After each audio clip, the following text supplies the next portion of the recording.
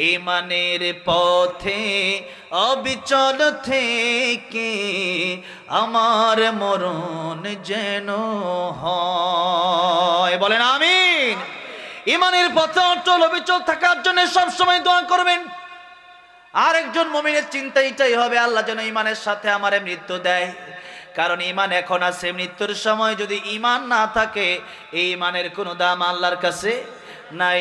এই জন্য আল্লাহর কাছে দোয়া করছি, আল্লাহ আজকের মাহফিলে যারা আসলো প্রত্যেককেই ঈমানের সাথে আল্লাহ তোমার ওলি বানায় তুমি কবরে নিয়ে জুড়ে জুড়ে বলেন আমিন।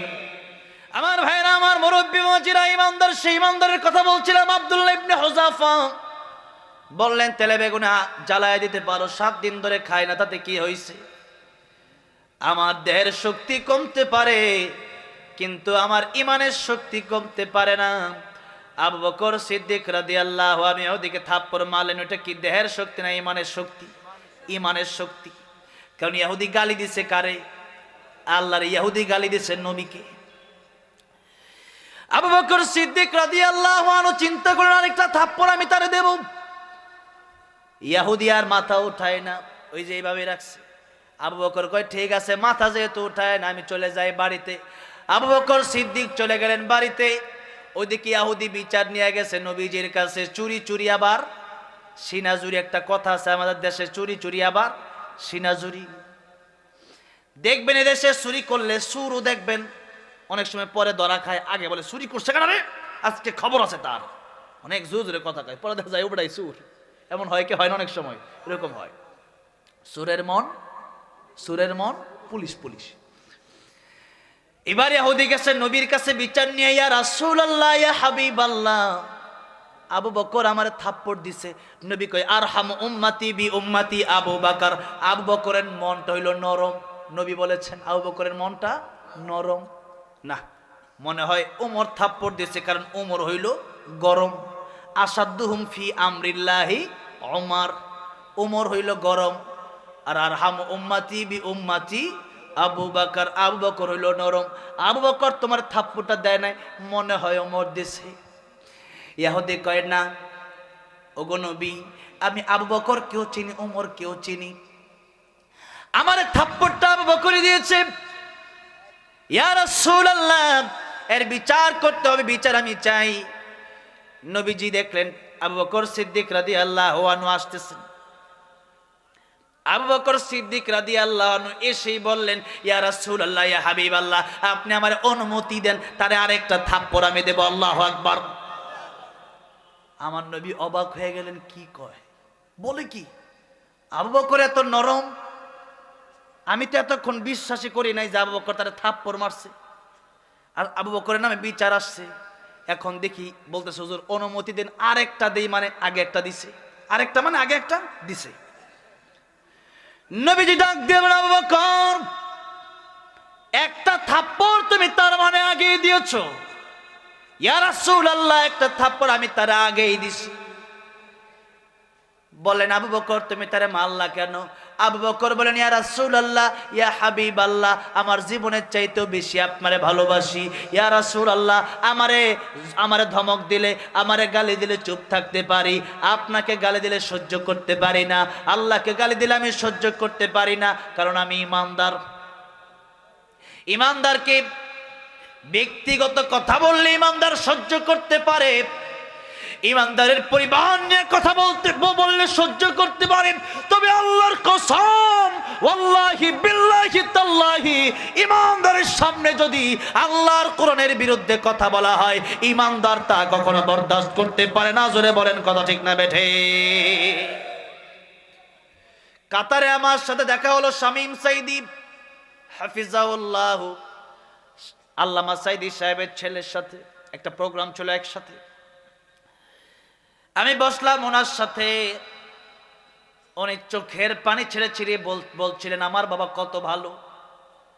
আমার বাবা কোরআনের কথা বলার কারণে যখন জেলে নিয়ে গেল, আমার বাবাকে বলা হয়েছিল যে আপনি জামাতে ইসলামী ছেড়ে দেন, আপনি একটু শক্ত কথাগুলো ছেড়ে দেন, আপনি আস্তে আস্তে কোরআনের কথা বলেন, তাতে কোনো সমস্যা নাই, আপনি মিঠা মিঠা কথাগুলা বলেন, কিন্তু আপনাদেরকে জিজ্ঞাসা করতে চাই, শুধু মিষ্টি খাওয়ার নাম কি সুন্নাত, নাকি পাথর খাওয়ার নামও সুন্নাত? নবীজি পাথর খায় নাই? খায় নাই?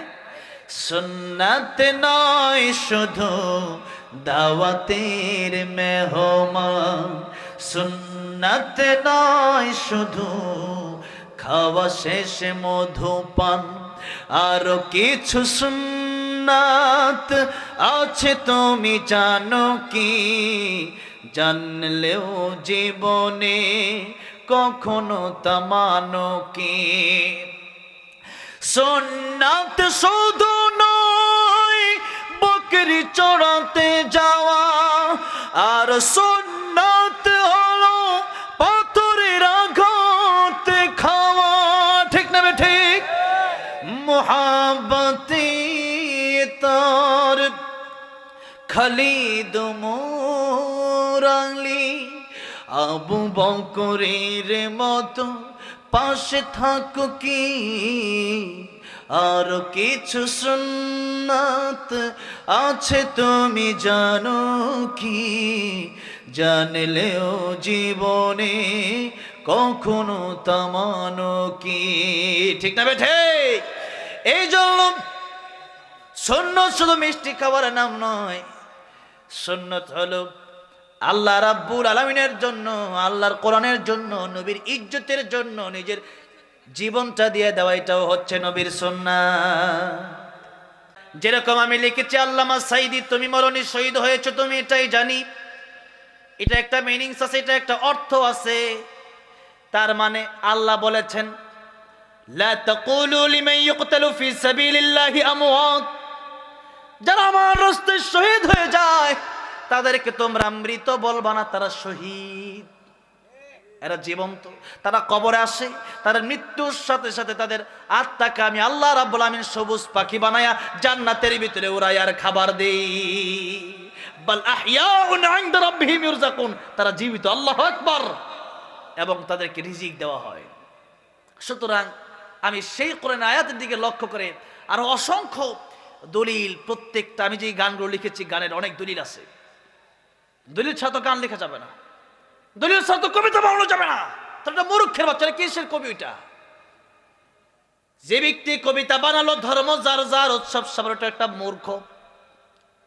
আন্তাজি কবিতার কোন দাম? আরেকটা কবিতা আছে, হাত টিমা টিম টিম তারা মাঠে পারে ডিম, তাদের খাড়া দুইটা শিং। কবে মাঠে ডিম পারছে খাড়া শিং? এগুলো হইলো কবিতার মূর্খতা। ঠিক না বে ঠিক?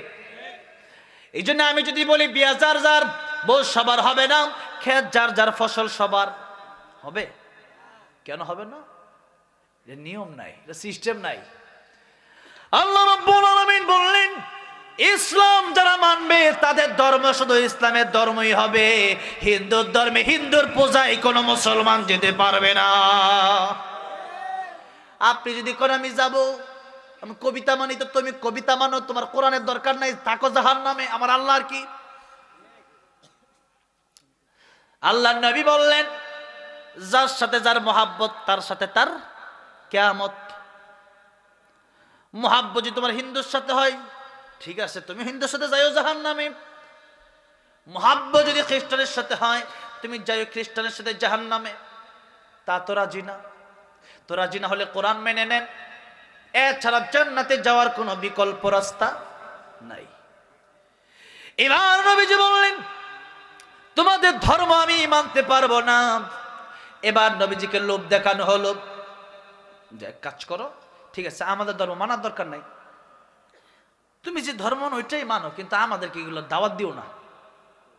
নবী বললেন দাওয়াত থেকে আমি পিছপা হব না। এবার নবীকে বললেন বাড়ি গাড়ি নারী ক্ষমতা কি লাগবে? নবী কই কিচ্ছু লাগবে না, আল্লাহুল মাওলা ফালাহুল কুল।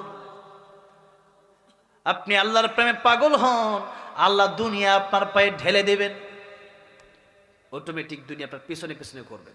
আপনি টাকার পিছনে ঘুরবেন, টাকা পাবেন, আল্লাহর পিছনে ঘুরেন, টাকা আপনার পায়ের তলে আসবে। নবীজি বললেন আল্লাহুল মাওলা ফালাহুল কুল, আমি আল্লাহরে ভালোবাসি। এই দুনিয়া আল্লাহ রাব্বুল আলামিনের কাছে একটা মশার পাকার সমান দাম নাই। যদি থাকতো একটা কাফের বেঈমান এক গ্লাস পানি পান করার সুযোগ পেত না। নবী বললেন সম্ভব না, দাওয়াত আমি দেবই। আমি এসছি দাওয়াত দেওয়ার জন্য, আমি একা মসজিদে যাবো এটা হতে পারে না, সবাইকে দাওয়াত দিয়া নিজেও মসজিদে যাব, সবাইকেও মসজিদে নিয়ে যাব। তারা বলল মুহাম্মদ তুমি তো ক্ষতিগ্রস্ত হয়ে গেছো, এত অফার তোমারে দিলাম, এত অফার তুমি রাজি না? বাড়ি গাড়ি নারীর জন্য মানুষ কি না করে, 5 কাঠা জায়গার জন্য সারা জীবন হারাম খায়, 5 তলা বিল্ডিং করার জন্য সারা জীবন হারাম খায়, একটু ক্ষমতার জন্য মানুষ খুন করে ফেলে। আর তোমার আমরা অটোমেটিক কিচ্ছু লাগবে না, দাওয়াতটা ছেড়ে দেবা, আর তোমাকে আমরা এই অফার। নবী বলেন অফার তো দূরের কথা, এই অফার এটা তো সম্ভব। যা সম্ভব না, আমার এক হাতে যদি ওই আকাশের চন্দ্র দেওয়া হয়, আর এক হাতে যদি আকাশের সূর্যটাও দেওয়া হয়, আমি নবী একটা সেকেন্ডের জন্য আল্লাহর কোরআন থেকে বিমুখ হয়ে যাব না। আল্লাহু আকবার। তারা বলল তুমি ক্ষতিগ্রস্ত। আল্লাহ বলেন ওয়াল আসর ইন্নাল ইনসানা লাফি খুসর, সব ক্ষতিগ্রস্ত, ইল্লা কিন্তু আল্লাযীনা আমানু, ইল্লাল্লাযীনা আমানু ওয়া আমিলুস সালিহাত ওয়া তাওয়াসাউ বিল হাক্কি ওয়া তাওয়াসাউ বিস সাবর। এই কেবলমাত্র শানে নজুল শেষ হলো আর কি। এবার একটু সংক্ষিপ্ত তাফসীর, সংক্ষিপ্ত তরজমাটা কম বাকি কোরিয়ার পরে তো শেষ হবে। জানি আপনাদের ধৈর্যের মানে কষ্ট হচ্ছে, আপনারা কোলাতে পারছেন না। কালকে এক জায়গায় মাহফিলে গেলাম, একজন বলছে হুজুর ঘুমে ধরতেছে, আমাকে আমারও তো ধরতেছে। তো ঠিক আছে, ঘুমে ধরলে অবশ্যই যেতে পারে। আমার মাহফিলে আমি তা বলি না যে বসেই থাকতে হবে। এরপরে কে জানতে বাদাম নাকি বেচতেছে, আমি বলি না বের হয়ে যাও, আমি বলি বাদাম বেচুক, থাক, চা বেচলে বেচুক, আমার সামনে পানি আছে, তা আমার শ্রোতারা চা খাইলে সমস্যা কি? ঠিক না? ঠিক। এটার বিরুদ্ধে আমি করি না, করুক। যার কোরআনের প্রতি মন আছে সে এমনি শুনবে, আর যার নাই সে শুনবে না। আল্লাহ রাব্বুল আলামিন বলেন ওয়াল আসর, সময়ের কসম। আল্লাহ রাব্বুল আলামিন এই সময়কে বড় গুরুত্ব দিলেন। আমরা কাটি কার কসম? আল্লাহ কাটলেন সময়ের কসম। এই ওয়াল আসরের ব্যাখ্যায় খুতবার শুরুতে একখানা হাদিস পড়লাম। আল্লাহর নবী বলেন ইগতানিম খামসান ক্বাবলা খামসিন শাবাবাকা ক্বাবলা হারামিক। 5 সময়ের আগে তোমরা 5 সময়কে গনিমত মনে করো। কয়টা সময়? 5টা। 1 নাম্বার শাবাবাকা ক্বাবলা হারামিক, যুবক বয়সে তোমরা গনিমত মনে করো, যুবক বয়সে আল্লাহর ইবাদত করো। বৃদ্ধ হয়ে গেলে পারবা না, কারণ আর বৃদ্ধ তো পরের কথা। প্রতিদিন রাস্তাঘাটে, হসপিটালে, বিভিন্ন জায়গায়, দেশে প্রবাসে যুবক মারা যাচ্ছে কি যাচ্ছে না? কখন কার মরণ হবে এটা কি আমরা জানি? কার মরণ কোথায় হবে এটা কি আমরা জানি? জানি না। এই জন্যই কবি বলেছেন আমার মরণ আসিবে কখন কেউ তো জানে না, আমার মরণ আসিবে কখন কেউ তো জানে না, আমি মরে গেলে আমায় তোমরা ভুইলা যাইও না, আমি চলে গেলে আমায় তোমরা ভুইলা যাইও না, আমার মরণ আসিবে কখন কেউ তো জানে না, আমার মরণ আসিবে কখন কেউ তো জানে না। এই দুনিয়া চিরজীবন থাকার জায়গা না, অন্ধকার কবর যে আমার আসল ঠিকানা, সবাই রেখে আমায় চলে যাবে সঙ্গী হবে না, সবাই রেখে আমায় চলে যাবে সঙ্গী হবে না, আমার মরণ আসিবে কখন কেউ তো জানে না, আমার মরণ আসিবে কখন কেউ তো জানে না।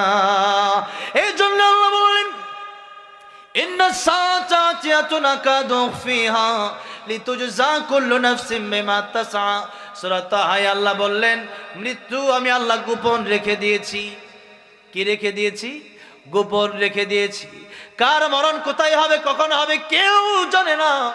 কারণ হলো মৃত্যুর প্রস্তুতি যেন ব্যক্তি 24 ঘন্টা নিয়ে রাখে। আর যদি বলা হয় আপনি 50 বছর বাঁচবেন, 49 বছর আপনার জীবন আপনি গুনাহ করে কাটাবেন, মিজানের পাল্লায় যখন মাপা হবে দেখবে 1 বছরের আমল আছে আর 49 বছর গুনাহ আছে। মিজানের পাল্লা হালকা হয়ে গেলে, গুনার পাল্লা ভারী হয়ে গেলে জাহান্নামে যাওয়া লাগবে। আপনি নেক আমল করবেন না। এই জন্য আল্লাহ মৃত্যুর কারণ আমাদেরকে জানালেন না। আরেকটা কারণ হচ্ছে দুনিয়ার নিজাম পরিবর্তন হয়ে যাবে।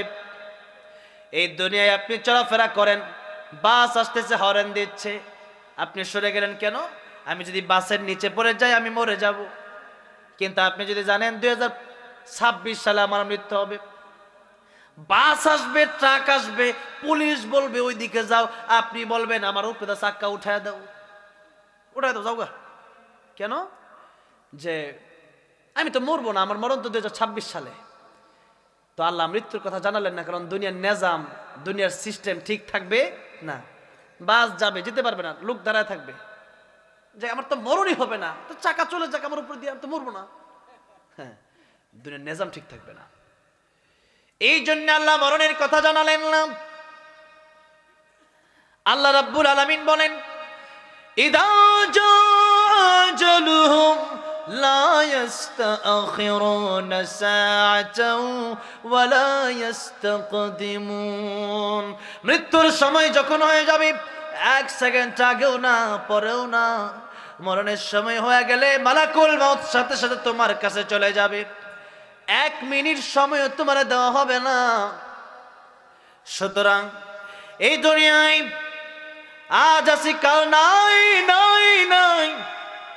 আখিরাতের চিন্তা আমার আপনার ভিতরে নাই, কবরের চিন্তা আমার আপনার ভিতরে নাই। অথচ আপনি চিন্তা করেন আখিরাত অনেক দূরে। না না, আখিরাত অনেক দূরে না, বরং এখন যদি আপনি মরে যান তাহলে হতে পারে ফজরের পরে আপনার জানাজা হয়ে যাবে। নবী বলেন মানুষকে দাফন করার পরে 40 কদম মানুষ হেঁটে যেতে যতক্ষণ সময় লাগে, এতক্ষণ সময়ের ভিতরে আল্লাহ তার ভিতরে আবার রুহু দিয়া দেয়, সে উঠে, তাকে উঠে 2 জন ফেরেশতা তাকে উঠায় বসায়। আর কবরের উপর দিয়া মানুষ যে হাঁটতেছে জমিনে, ওই হাঁটার শব্দ কবরের ভিতর থেকে ব্যক্তি শুনতে পায়। এরপরে জিজ্ঞেস করা হয় মার রাব্বুকা ওয়া মান দীনুকা ওয়া মান হাযার রাজুল আল্লাযী বুইসা ফীকুম।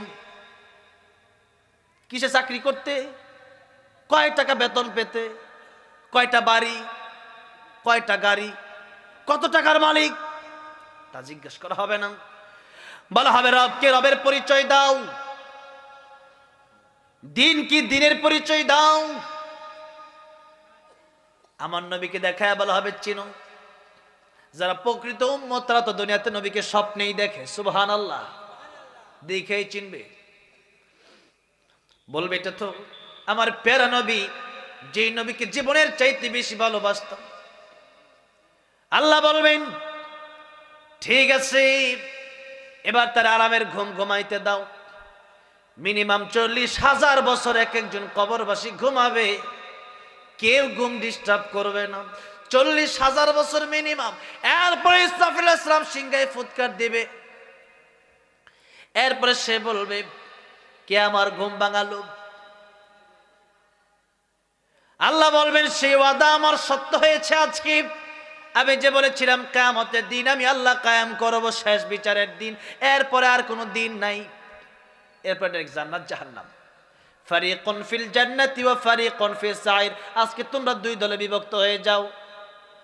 কি একটা আওয়ামী লীগ আর একটা বিএনপি নাকি? ফারিকুন ফিল জান্নাহ, একদল ডান দিকে জান্নাতে চলে যাও, ও ফারিকুন ফিস সাইর, আরেক দল জাহান্নামে চলে যাও। দুনিয়াতে কোন দল কর্তা তা দেখার টাইম নাই। কোরআন মানছো কিনা, সুন্নাহ মানছো কিনা, আমি আল্লাহকে ভালো লাগছে কিনা, আমি আল্লাহর দ্বীন মানছো কিনা, নবীর আদর্শ তোমার ভিতরে ছিল কিনা। যদি থাকে ইয়া আইয়াতুহান নাফসুল মুতমাইন্না ইরজিই ইলা রাব্বিকি রাদিয়াতাম মারদিয়া ফাদখুলি ফি ইবাদি ওয়াদখুলি জান্নাতি। আল্লাহু আকবার। আমি তোমার প্রতি খুশি, চলে যাও জান্নাতে, তুমি আমার প্রিয় বান্দা, চলে যাও জান্নাতে। আর জাহান্নামের আযাব তো শুরু হবে। যে ব্যক্তি ইমানদার তার কাছে 50,000 বছর এই কিয়ামতের দিন। নবী বলেন এক ওয়াক্ত নামাজ থেকে আরেক ওয়াক্ত নামাজ পর্যন্ত এতটুকু সময়, এক ওয়াক্ত নামাজ পড়তে যতক্ষণ সময় লাগে ততক্ষণ সময়। আর কাফির বেঈমান 50,000 বছর দাঁড়ায় থাকবে, সময় শেষ হবে না। ওখান থেকে আযাব চলবে, একদিকে সূর্যের চাপ, মাথার মগজগুলো ভাতের মারের মতো টকবক টকবক করতে থাকবে, ওদিকে নিচে গরম, আরেকদিকে বাম হাতে আমল নামা সোজা দেওয়া হবে না, বরং পেছন দিক দিয়ে ড্রিল মেশিন ছিদ্র করে এরপরে হাত আনা হবে, এরপরে হাতের ভিতরে আমল নামা দেওয়া হবে। ইকরা কিতাবাক কাফা বিনাফসিকা আল-ইয়াওমা আলাইকা হাসিবা ফামান ইয়ামাল মিসকালা যাররাতিন খায়রান ইয়ারাহু ওয়া মান ইয়ামাল মিসকালা যাররাতিন শাররান ইয়ারাহু। দেখবে যা করছে অল্প, এত অল্প, কলার একটা সুগলা ফেলছিল ওইটাও দেখবে, একজন মানুষকে পানি পান করাইছিল ওইটাও দেখতে পারবে, সব দেখতে পারবে। সে অবাক হয়ে যাবে, একটা ছোট আমল আমার বাদ যায় নাই। আমি যে ঘুমের ভিতরে স্বপ্ন দেখছিলাম ওইটাও এখানে লেখা। এটা কেমন কিতাব, এটা কেমন কিতাব। সেদিন মানুষ আফসোস করে বলবে, আমি যদি মানুষ না হয়ে কুকুর হতাম তাও তো ভালো ছিল, মানুষ না হয়ে যদি শুকর হতাম ভালো ছিল, মানুষ না যদি গরু হইতাম ভালো ছিল। জব করতো দুনিয়াতে আমারটা শেষ ছিল, জাহান্নাম আমার ভোগ করা লাগতো না। আমার ভাইরা, আমার মুরব্বী বাবাজিরা, এই জন্য খেতে চিন্তা করেন, বয়সের কোনো হিসাব নাই, আর কখন মরবেন, আর 20 বছর পরে ভালো হব, এই চিন্তা করে কোনো লাভ নাই। আগামী রমজানে ভালো হব, আগামী শুক্রবারে ভালো হব, বিয়ের পরে ভালো হব না। আপনি বিয়ে করবেন তার গ্যারান্টি আছে, আপনি রমজান মাস পর্যন্ত বাঁচবেন সেই গ্যারান্টি আছে। নবীজি নিজেও দোয়া করে, আল্লাহুম্মা বারিক লানা ফি রজব ওয়া শাবান ওয়া বাল্লিগনা রমাদান। আল্লাহ আপনি আমার হায়াত বাড়ায় দেন, নবীজি নিজ দোয়া করতেছে। আর আপনার তো গ্যারান্টি নাই। নবীজি বলেন, ও সাহাবীরা, আমার কাছে মালাকুল মউত যদি আসে, অনুমতি নেওয়ার প্রয়োজন আছে, আছে না? আছে। মালাকুল মউত যখন এসেছিলেন তখন মালাকুল মউত দরজার বাইরে দাঁড়িয়েছিলেন। নবীজি বিছনায় শোয়া, নবীর প্রচন্ড জ্বর, ঘরের বাইরে থেকে সালাম দিচ্ছেন, আসসালামু আলাইকা ইয়া রাসূলুল্লাহ। নবীজি বলেন, ফাতেমা ঘরের বাইরে কে যেন সালাম দিয়ে একটু দেখো। দরজা খুলে দেখে এত বড়, যার মাথা আকাশে যার পা জমিনে। ফাতেমা রাদিয়াল্লাহু আনহা বলেন, আব্বা, ও বাবা, এমন লোক আমি জীবনে দেখি নাই, এটা কেমন লোক আপনারা সালাম দেয়, এটা কে? নবী বলেন, এটা মালাকুল মউত, দুনিয়ার সব কর্তনকারী চলে এসেছে। তার মানে অনুমতি দিছে। বললেন, ফাতেমা অনুমতি দিব না, আপনাকে নিয়ে যেতে আসছে। নবী বলেন, ফাতেমা, আমি অনুমতি না দিলে সে আসবে না ঠিক, কিন্তু আমি নবী অনুমতি দিয়ে দিলাম, তারা আসতে বলো। নবী যে অনুমতি দিয়েছে, এরপরে আসছে, এরপরে এসে শুধু জান কবজ করে নাই, এসে বলি, ইয়া রাসূলুল্লাহ, আপনি যদি বলেন আপনার জান কবজ করব, আর না বললে আপনাকে আল্লাহ হায়াত দিবে। নবী বলেন, হাত্তা ইয়াতিয়ানি জিবরাইল, জিবরাইল আসার আগ পর্যন্ত তুমি অপেক্ষা করো। সুবহানাল্লাহ। জিবরাইল আসলেন, ইয়া রাসূলুল্লাহ, ইয়া হাবিবাল্লাহ, কি জন্য ডেকেছেন? ও জিবরাইল, আমি যাব না, থাকবো, লম্বা ঘটনা। জিবরাইল বলে, এই দুনিয়া কষ্টের জায়গা, আর পরকাল হলো আপনার জন্য। আমার আল্লাহ রাব্বুল আলামিনের সাথে দেখা হবে, জান্নাতে যাবেন, এটা হলো আসল জায়গা। আর আল্লাহ আগে বলেছেন, ইন্নাকা মাইয়িতুন ওয়া ইন্নাহুম মাইয়িতুন, কুল্লু মান আলাইহা ফান ওয়া ইয়াবকা ওয়াজহু রাব্বিকা যুল জালালি ওয়াল ইকরাম, কুল্লু নাফসিন যায়িকাতুল মাউত সুম্মা ইলাইনা তুরজাউন। কত আয়াত বলবো। আল্লাহ আগে বলেছেন সবারই মৃত্যুবরণ করা লাগবে, এমনকি মালাকুল মউত আজরাইলেরও জান কবজ হবে, এমনকি মৃত্যু হবে। সুবহানাল্লাহ। মরবে না একজন, তিনি কে? আল্লাহ। এবার বলেন, ইয়া রাসূলুল্লাহ, ইয়া হাবিবাল্লাহ, যাওয়াই লাগবে আপনার, আজ নয় কাল। অনেক লম্বা ঘটনার মাঝখানে ঘটেছে, এগুলা বললে ঘন্টার পর ঘন্টা যাবে। নবী বললেন, শেষ মুহূর্তে নবী বললেন, মালাকুল মউত, এবার আমার জান কবজ করো। অনুমতি দিয়েছেন, যখন জান কবজ করা শুরু হলো তখন। এরপর নবীজি সাহাবায়ে কেরামদেরকে কি বলছেন শুনেন। নবীজি বলছেন, সাহাবীরা শোনো, আমি নবী আমার কাছে মালাকুল মউত আসলে লাস্টে অনুমতি লাগবে। এরপরেও আমি নবী ডান দিকে সালাম ফিরায়া বাম দিকে সালাম ফেরাবো, এর গ্যারান্টি আমি নবীও দিতে পারবো না। নবী যদি এই গ্যারান্টি না দিতে পারেন, আমি আপনি দিতে পারবো? তাহলে বোঝা গেল যে আর 10-20 বছর বাঁচবো, 30 বছর বাঁচবো, রমজানে ভালো হবো, বিয়ে করার পর ভালো হবো, এগুলো ফালতু কথা, এগুলো কথার কোনো ভিত্তি নাই। তাই আল্লাহ বলেন, তোমরা 24 ঘন্টা ওয়াল টাইম তোমরা মৃত্যুর জন্য প্রস্তুতি নিয়ে থাকো। যে কোনো সময় মালাকুল মউত চলে যাবে, যে কোনো সময়, যে কোনো সময়। এটাই মালাকুল মউত চলে গেলে, মৃত্যুর গণগণ শুরু হয়ে গেলে আর তওবা কবুল হবে না। 2টার সময় আসে গেলে আর তওবা কবুল হবে না। সূর্য পশ্চিম দিকে উঠলে আর তওবা কবুল হবে না। আর যদি মৃত্যুর যন্ত্রণা শুরু হয়ে যায় তখন আর তওবা কবুল হবে না। এই জন্য সময় যেহেতু আছে, এখনো পশ্চিম দিক থেকে সূর্য উঠে নাই, আর আমাদেরও মৃত্যুর যন্ত্রণা শুরু হয় নাই। এখন তওবা করার সুযোগ আছে না নাই? তওবা তাহলে কখন করবেন? এখনই করবেন, এখনই করতে হবে। রাজি আছি না নাই? আমরা তওবা করে বাড়িতে যাব, বলি ইনশাআল্লাহ। এবার আসুন, আল্লাহর নবী বিশ্ব নবী বললেন 5 সময়ের আগে 5 সময়কে তোমরা মূল্য দাও। 1 নম্বর নবী বললেন শাবাবাকা ক্বাবলা হারামিক, যুবক বয়স আছে, যৌবনকে তোমরা মূল্য দাও। যুবক বয়সে ইবাদত করলে আল্লাহর আরশে আজিমের নিচে তোমাদেরকে ছায়া দিয়ে দিবেন। সুবহানাল্লাহ।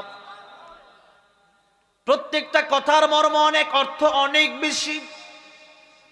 এক একটা আয়া, এক একটা হাদিসের এক একটা ছোট ছোট বাক্য দিয়া কয়েক ঘন্টা কথা বললেও শেষ হবে না, রাত পার হয়ে যাবে। নবী 2 নম্বর কথা বললেন সিহহাতাকা ক্বাবলা সাকামিক, সুস্থ থাকা অবস্থায় আল্লাহর গোলামি করে সুস্থ হয়ে গেলে পারবা না, খাইতেই মজা লাগে না। অসুস্থ হয়ে গেলে বিছানা থেকে ওঠা যায় না, কারোর সাথে কথা বলতে ভালো লাগে না। নবী বললেন 3 নম্বর গিনাকা ক্বাবলা ফাকারিক, টাকা পয়সা থাকলে ওই টাকা পয়সা আল্লাহর রাস্তায় দান করবা, ওই টাকা পয়সা হালাল রাস্তায় তুমি ব্যয় করবা, ওটাকে গনিমত মনে করবা। এটা মনে করবা টাকা আমি কামাইছি না, টাকা পয়সা যা তোমার দিছে সবই কে দিছে। 4 নম্বর ফারাগাকা ক্বাবলা শুগুলিক, অবসর থাকা অবস্থায় আল্লাহর গোলামি করো, ব্যস্ত হয়ে গেলে পারবা না। 5 নম্বর হায়াতাকা ক্বাবলা মাউতিক, মরণের আগে যদি ভালো না হওয়া যায়, মরণের পরে আর ভালো হওয়ার কোনো সুযোগ নাই। এই জন্য মরণের আগে আমাদের ভালো হতে হবে। আল্লাহ মরণের আগে আমাদেরকে খাঁটি ইমানদার, খাঁটি মুসলমান বানায় দিও। জোরে বলেন আমিন। এই গেল ওয়াল আসরের কথা। এবার ইন্নাল ইনসানা লাফি খুসর, ধৈর্য আছে তো? আর মাত্র 8 মিনিট। কয় মিনিট? 8 মিনিট। আল্লাহ রাব্বুল আলামিন সময়ের কসম খেলেন। কসম খেয়ে আল্লাহ রাব্বুল আলামিন বলছেন ইন্নাল ইনসানা লাফি খুস, পৃথিবীর সব মানুষ ক্ষতির সাগরে ডুবে আছে। কি ক্ষতির সাগরে কি করতেছে? ভাসছে না ডুবে আছে? ডুবে আছে। আপনি যদি একটা পুকুরে ডুবে থাকেন, মনে করেন আগে একটা প্রতিযোগিতা হইতো, খেলা হইতো যে 2 জন পুকুরে ডুব দিবে, কে কার চাইতে বেশি থাকতে পারে, এরকম একটা খেলা হয় না অনেক সময়? একজন ডুব দিয়ে উঠছে, দেখে ও এখন উঠে নাই, ও আবার ডুব দিছে। ওইটা দেখা যায় ও তো ডুব দিছে, হেও আবার দিছে, 4-5 মিনিট চলে যায়, অত থাকতে পারে না 30 সেকেন্ডও। কিন্তু এরপরে 2 জন উঠছে, কিরে এতক্ষণ তুই কেমনে আছিস, তুই কেমনে আসিলি? আসলে কথা হইলো যে খেলা তো খেলাই, ঠিক না বেঠে? এখন মনে করেন এখানে ডুব দিয়ে বেশিক্ষণ থাকা যায় না, 1 মিনিট 1.5 মিনিট, এরপর থাকাই যায় না। এরপর থাকলে জীবন চলে যাবে। এখন মনে করেন এই পুকুর থেকে আপনি পুকুরে গেলেন গোসল করার জন্য, আপনার পীর সাহেব অথবা আপনার নেতাকে নিয়ে গেলেন ওই পুকুরে। মনে করেন এমন একজন পীর সাহেব যার সাথে মুসাফা করতে পারলে আপনি মনে করেন আমার জীবন ধন্য, এমন পীর সাহেব নিয়ে গেছেন। পীর সাহেব যদি পুকুরে নিয়ে গেছেন গোসল করতে, পীর সাহেব আজকে আমিও গোসল করবো, আপনি গোসল করুন, আমি আপনার মুরিদ, আমিও গোসল করবো। পীর সাহেব বললো ঠিক আছে চলো গোসল করি। 2 জন মিলে গোসল করতেছেন। এবার পীর সাহেব বললো আসো একটু তোমার সাথে মোয়ানাকা করি পানির ভিতরে।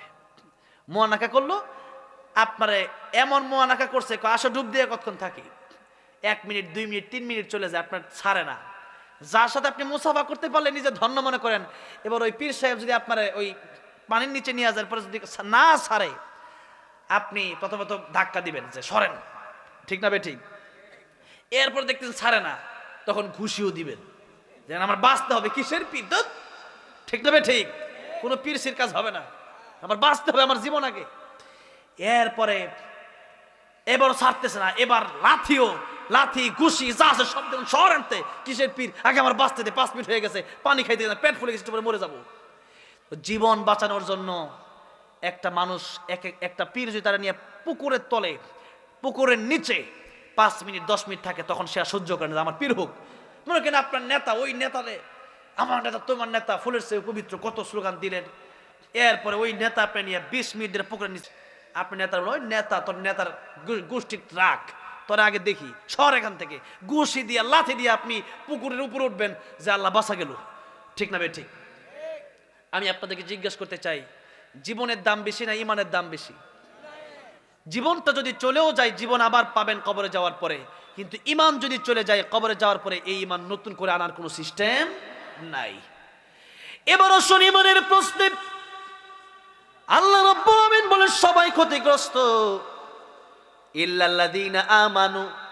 সাগরের ভিতরে, গুনার সাগরে মানুষ ক্ষতির সাগরে ডুবে আছে। ওই ক্ষতির সাগর যদি এরকম হয়, পীর যদি বলে নামাজ লাগবে না, ওই পীরে ছাড়তে হবে। পীর যদি বলে পর্দা লাগবে না, পীরকে ছাড়তে হবে। পীর যদি কয় আল্লাহর বাদ দিয়ে আমার পায়ে সেজদা দিতে হবে, এটা ছাড়তে হবে। আমার ভাইরা, আজকে দেশের ভিতরে এমন হয়ে গেছে যে মানুষ পীরকে এমন করে বাবা বাবা বলে ডাকে। পীর ও দেশে এমন আছে যেই পীরের কাপড়টা পর্যন্ত নাই, আর ওইটারে বাবা ডাকে, আর নিজের বাপরে বাপ ডাকে না। পীরে গরু দেয়, নিজের মা বাপরে গরু দেয় না। নিজের বাপ মারে মুরগিও দেয় না, নিজের বাপ মা খাবারই পায় না। এরকম অধম, এরকম নরাধম আছে না নাই? অথচ নিজের বাপ মার দিকে তাকাইলেই কবুল হজের সওয়াব। সুবহানাল্লাহ কোন। হজ করতে গেলে কষ্ট আছে না নাই? এবার আমি যাচ্ছি হজ করতে, আর 10 লাখ টাকা দরকার। একজন হজ করতে গেলে কত লাখ টাকা দরকার? মিনিমাম এখন 8-10 লাখ টাকা দরকার। এখন 8-10 লাখ টাকাও দরকার, আবার দেহেরও দরকার। ইসলামে ইবাদত হচ্ছে 2 প্রকার, দেহ এবং অর্থের মাধ্যমে। যেমন নামাজ যদি আপনি পড়েন, ফজরের নামাজ যদি আপনি না পড়েন, আরেকজনকে বলে তোমার 500 টাকা দিলাম, আমার না, তুমি যেহেতু নামাজ পড়তে যাবা, আমার নামাজটা তুমি পড়ে দিও, নামাজ হবে। আবার যাকাত আসছে 10,000, আপনি 10,000 টাকা দেব না, 10 টাকার নামাজ পড়া ফেলাই, হবে? হবে না, এটা টাকাই দিতে হবে। আর হজ যেমন ইবাদত, টাকাও লাগবে, দেহও লাগবে, দুটাই লাগবে। আর নবী বলেন আল হাজ্জু আলা হাজ্জু, হজ হলো কষ্টকর। হজ কি কষ্ট? তওয়াফ করতে হয়, সাই করতে হয়, উমরা, ভিসা করতে হয়, পাসপোর্ট করতে হয়, টিকিট করতে হয়, অনেক ঝামেলার মাঝখানে আছে না নাই? আছে, কষ্ট আছে।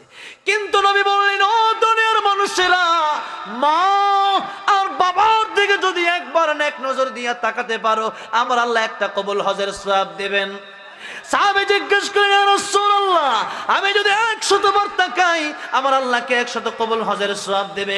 নবী বলেন সাহাবী রে, তাকাতে তাকাতে অস্থির হতে পারো, আমার আল্লাহ সওয়াব দেওয়ার বেলায় কোনো অস্থির হবে না। বড়ই দুঃখের বিষয়, বড়ই কষ্টের বিষয়, মাহফিলের পিছনেই আছে বৃদ্ধাশ্রম। এই বৃদ্ধাশ্রম কেন দেশে থাকবে? কোন বৃদ্ধাশ্রম দেশে থাকতে পারবে না। কোরআন যদি আপনি আপনার ছেলেকে না শিখান, আপনার ছেলেকে যদি আপনি নামাজি না বানান, এই সন্তানই আপনাকে বৃদ্ধাশ্রমে রেখে আসতে পারে। আল্লাহর কোরআন যদি ভিতরে থাকে, যে ব্যক্তি নামাজি হয়ে যাবে, যে ব্যক্তি আল্লাহরে চিনবে, ওই ব্যক্তি জানবে ওয়া কাদা রাব্বুকা আল্লা তা'বুদু ইল্লা ইয়াহু ওয়া বিল ওয়ালিদাইনি ইহসানা। আল্লাহর ইবাদতের পরে মা বাবার খেদমতের দরকার আছে না নাই? আমি ওয়াজে ওঠার আগে এই বৃদ্ধাশ্রম থেকে একজন মা দোয়া চেয়ে 100 টাকা আমার জন্য পাঠাইছে। এই টাকাটা যদি আমি দান করে দেব,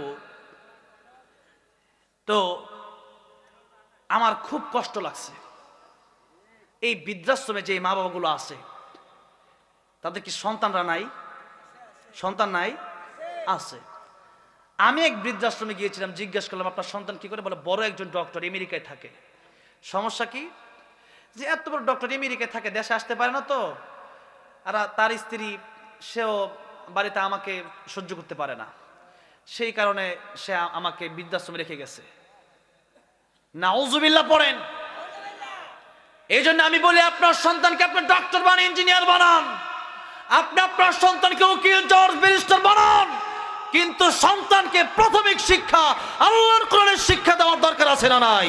যে সন্তানকে আল্লাহর কোরআনের শিক্ষা দেবেন, সন্তান যখন জানবে মার বাপের কষ্ট দিলে দুনিয়া আখিরাত ধ্বংস হয়ে যাবে, আর মার বাপের দিকে তাকাইলেই কবুল হজের সওয়াব, মার বাপ দোয়া করলে ডাইরেক্ট কবুল। নবী বলেন বন্দুকের বুলেট মিস হইতে পারে, মা বাবার দোয়া খালি ফিরবে না। এই জন্য মারে তোমরা আদর করো, মারে তোমরা ভালোবাসো, মা বাবার জন্য দোয়া করো, রব্বির হামহুমা কামা রব্বায়ানি সগীরা। এই কথাগুলো যখন কোরআন থেকে সে পড়বে, বাপ মারে কষ্ট দিবে, বাপ মারে কষ্ট দিবে না। এই জন্য সন্তানকে কোরআন শেখানোর দরকার আছে না নাই? মায়ের চোখে ঝরলে পানি আল্লাহর আরশ কাঁইপা যায়, কান্দে না যেন মায়, কান্দে না যেন মায়। মায়ের মনে কত কষ্ট জানো না কি ভাই, এই জগতে মায়ের মতো আপন কেহ নাই, সেই মায়ের এই কষ্ট কেহ দিও না এই দুনিয়ায়, কান্দে না যেন মায়। বৃদ্ধাশ্রমে যাদের মা বাবা আছে বাড়িতে নিয়ে যান, পা ধরে ক্ষমা চান, নাইলে এই জীবনে আপনার ঈমান নসিব নাও হতে পারে। জীবনে এমন বিপদে পড়বেন, স্ত্রী আপনাকে রেখে চলে যেতে পারে, সবাই আপনাকে ছেড়ে দিবে, আপনি মাটি খামসাবেন, খেতে পারবেন না। এই জন্য এই বৃদ্ধাশ্রমগুলো যেন না থাকে। কেন বৃদ্ধাশ্রম থাকবেন, কেনই বা রেখে যাবে? এই জন্য যে মা বাবার দিকে একবার তাকাইলেই কবুল হজের সওয়াব। কি অমূল্য সম্পদ আল্লাহ দিলেন। বছরে একবার হজ করা যায়, কয়বার? তাও কবুল হতেও পারে, নাও হতে পারে। কিন্তু মা আর বাবা ঘরে আছে, দৈনিক 1000 বার তাকানো সম্ভব কিনা? সম্ভব কিনা? 1000 বার তাকালে 1000 কবুল হজের সওয়াব। সেই মা বাবাকে যারা বৃদ্ধাশ্রমে রেখে যায়, এরা কি মানুষ না অমানুষ? এরা কি মানুষ না অমানুষ? সন্তানকে আল্লাহর কোরআন শিখাবেন, হক শিখাবেন। সন্তানের হক বাপ মা দায়িত্ব পালন না করলে সন্তান দায়িত্ব পালন করে না। এই জন্য সন্তানকে যদি কোরআন শিখাতে পারেন, কমপক্ষে কোরআন সহিশুদ্ধ করে শিখান, ছোটবেলা থেকেই নামাজে পাঠায় দেন। ফজরের সময় কোনো সন্তান যেন বাড়িতে ঘুমায় না থাকতে পারে, আপনার বিরুদ্ধে কিয়ামতের মধ্যে বিচার দেখবে। আল্লাহ সব শিখাইছে। আমার বাপ আমার ঘুম থেকে ডাক দেয় নাই তো, নামাজ পড়ার জন্য বলেই নাই, আমার বাপরে আগে বিচার করেন, নাউযুবিল্লাহ বলেন। এই জন্য আমরা বাপ মা উফ বলে সেরকম কোনো কাজও করা যাবে না। আল্লাহ হেফাজত করবেন, আমিন। বলতেছিলাম সব মানুষ ক্ষতিগ্রস্ত। চেয়েছিলাম 8 মিনিট, আর 2-3 মিনিট শেষ করে দিয়েছি তর্জমা করে। অনেক সময় প্রায় 2 ঘন্টা, প্রায় 2.5 ঘন্টা হতে চলছে আলোচনা, কিন্তু শেষ হচ্ছে না। মন চাচ্ছে বেশি করে বলি, কারণ এই মানুষগুলো বেশি ইসলাম প্রিয়, ঠিক না বে ঠিক? আলহামদুলিল্লাহ, যশোর, এই সাতক্ষীরা, এই খুলনা, এই মানুষগুলো, এই যে স্লোগান, এই যে কথা, আমি যা ওয়াজ জানি আপনার তার চেয়ে কম জানেন না, কিন্তু আলহামদুলিল্লাহ। তো যাই হোক, আমার ভাই আবারও স্টেজে চলে এসছেন, অনেকগুলো স্লিপও আমার কাছে আসছে, এগুলো অনেক আবদার, অনেক অনুরোধ, এগুলো শোনাতে হবে, দেখি একটু একটু করে শোনানো যায় কিনা।